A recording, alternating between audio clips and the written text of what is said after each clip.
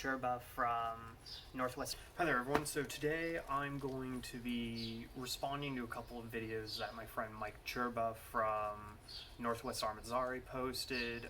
Unfortunately the videos are unlisted, so unless you have access to the videos already, it's going to be kind of hard to see them, but I'll try and give a description of what he's talking about and just give my input on what some of the things he was doing.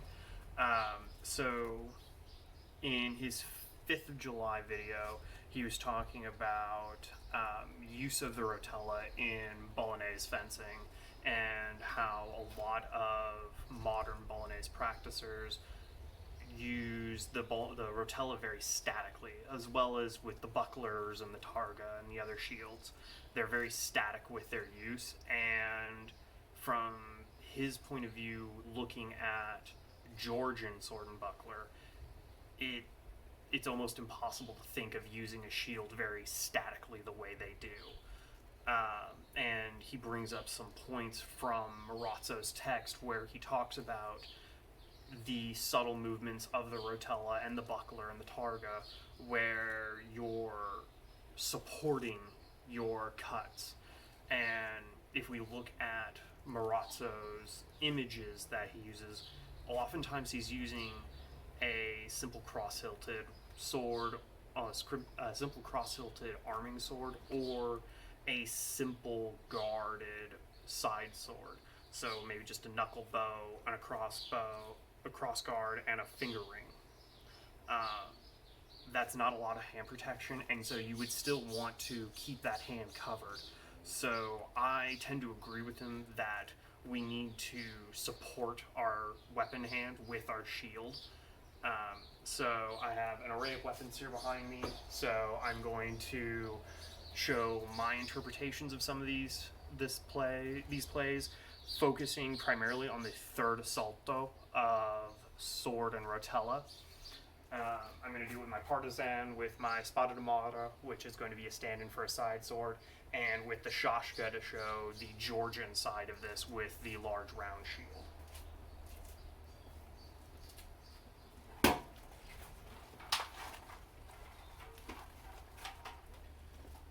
So I find a lot of Marazzo's sword plays do translate over into partisan fairly well. Sometimes you have to do a couple little changes.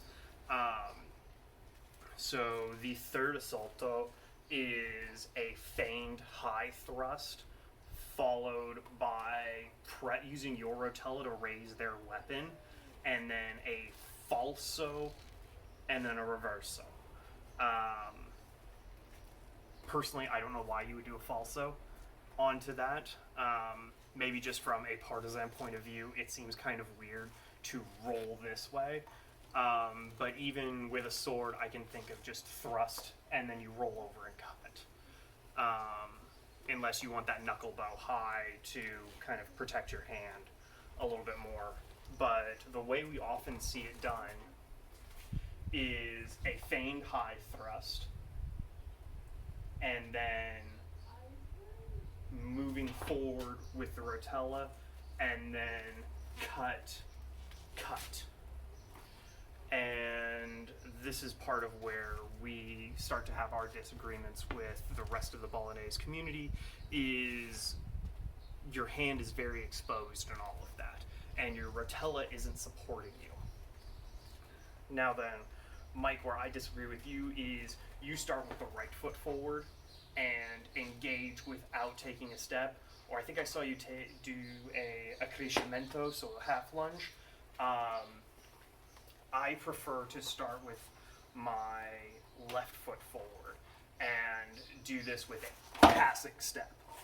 So I feel a little bit stronger going from here to feign high, and then I can take that next step in and press with my Rotella. Now then, from up here, if I have their partisan on the outside of my Rotella, and I've pressed into their Rotella, I can easily cut down on the arm and then do that reverso to the leg and do a couple passing steps to get out. Now then, I noticed, Mike, that you didn't do any of the replacement steps that at least the translation that I'm working from talks about. So, in the translation I have, it says you feign that thrust with a step, and it may be hard to see my feet. Let me get over here. With this step that brings your right foot to the outside some. So I'm out here like this, using my Rotella to cover my hand, cover my head. And then the press is a passing step here with the lift, and then a start of the replacement step with the first cut, and then finishing the replacement step with the second cut, and then recovering out back into whichever guard you want to use. So I really think using those replacement steps and moving around will really help get your weapons in line to do the cuts a little bit easier. And if I'm over here and I have their weapon secure on my Rotella, I make, either that falso or that vero cut here, and then I start that replacement step with that cut. It gets me in a slightly better angle to get their arm, and then finishing that gets me that reverso, and I'm away from their weapon. That's why I think you want to start working in those. I've noticed a lot of times with some of Marazzo's works, in order to deal with whatever's in the offhand, you're moving side to side to get around their shield or around their weapon to get to that exposed side. So maybe it's not in your translation, but it was in mine. And maybe just because I've been in sport fencing a little more recently than you have, I tend to pay attention when they say do this with your feet a lot more. So let me do that with the Spotted Amata, just to make sure that what I'm saying still works with the sword.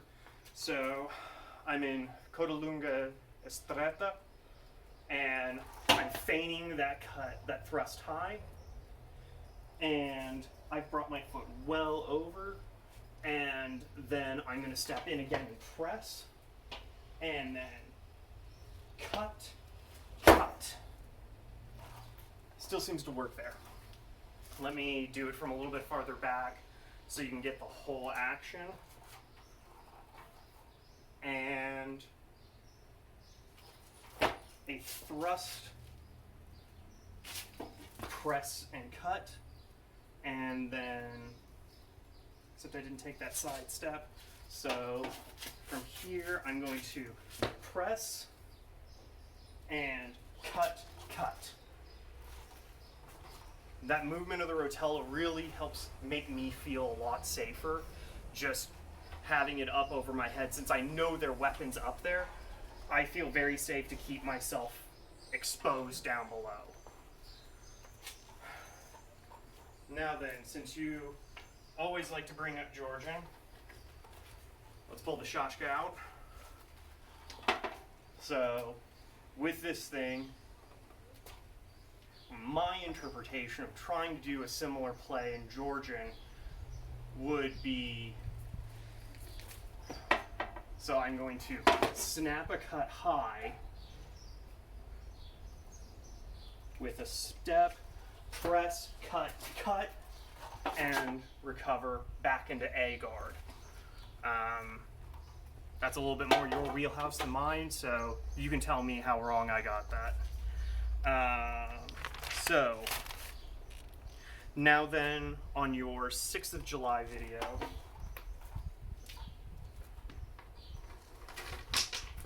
you were definitely more getting into that Georgian aspect, talking about how the round shield would have played a lot differently. And you did this play from the J and K guards, similar to the Fenestra play back and forth. We're from finestra to a cut high to finestra to cut high. And I noticed once you started flowing into it, your rotella got really, really static. So at least what I was seeing was here to here to here to here, and you weren't moving your rotella very much, or round shield. So from A, you make the cut and then cover, and then cut and cover, except it's this way. Cut and cover. And maybe you were just getting a little too fast and into it, I don't know.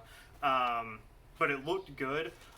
My only idea would be from K. I don't like how exposed my arm was, because you had your rotella a little low. I would almost want to bring it up just to at least cover the elbow, because this feels a lot safer than this. Just because my elbow feels a little exposed from here versus here. And I feel like when it's on my elbow, I can wrap my body a little bit better with it. Maybe I'm getting that K guard a little wrong. You can let me know. So you were doing some replacement steps at about the 8:59 mark in your video. And I have to say, this is exactly what Marazzo was telling us with those replacement steps in the third assalto.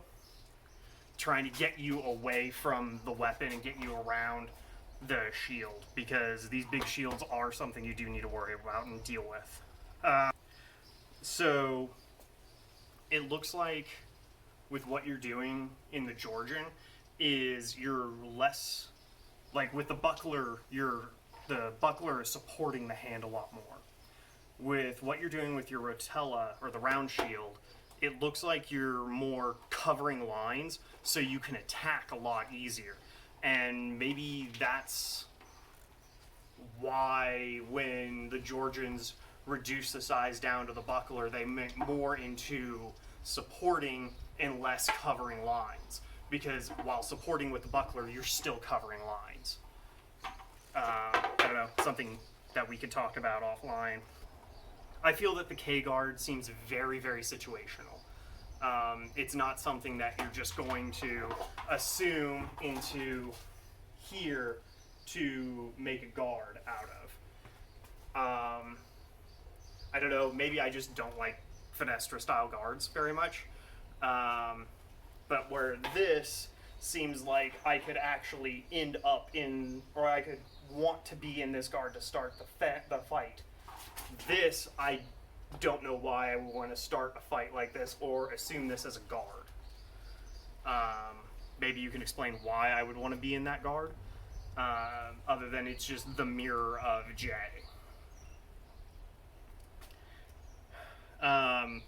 Your K combination at roughly the 4-minute 32-second mark looked like you were covering a lot more with the rotella. Maybe you were just a little more comfortable, or angle looked a little different. And at the 14-minute 30-second mark, I said the draw through and so you're doing this draw through and thrust. I personally would play it with, from the cut, I'm coming here and it's a draw through cut and I'm stepping to the side and pressing with my rotella to come over with the thrust. That makes me feel a lot safer. From here, I'm cutting, pressing, and thrusting. Here, I'm cutting, pressing, and thrusting, not cutting. Let me see how that feels with the partisan. I'm making a cut, side press, thrust. It's a cut, press, thrust. I like using my Rotella as a suppression and to clear a line of attack if I can, and that clearing the line, sidestepping and clearing. So I feel like here I would snap, and then as they riposte, I'm coming around to press, and then stepping around and thrusting into their side. Let's see how that feels with the Spotted Amara.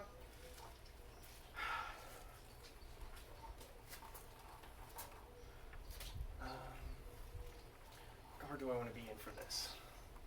Somewhere around here maybe. So I make the cut, press. It almost feels like that first cut, to make it a little more bolognese, would be like a feigned cut. I'm drawing an action. Boom, cover, and then as I come back around, they make that riposte, and I'm gonna bash it aside and thrust over my head.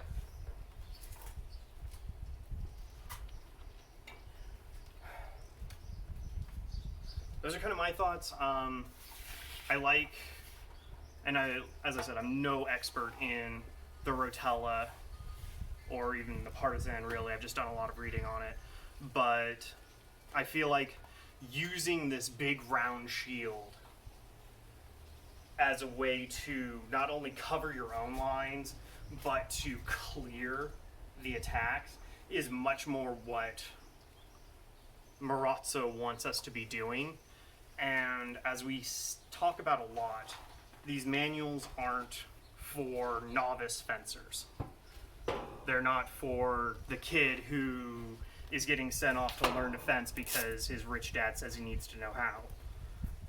These are, your master's courses. So perhaps this is one of those times where Marazzo assumes that you're going to know to put that shield on the way, to clear the lines, to be moving your shield with your hand to cover, because you don't have a lot of hand protection, so you need to keep your hands covered.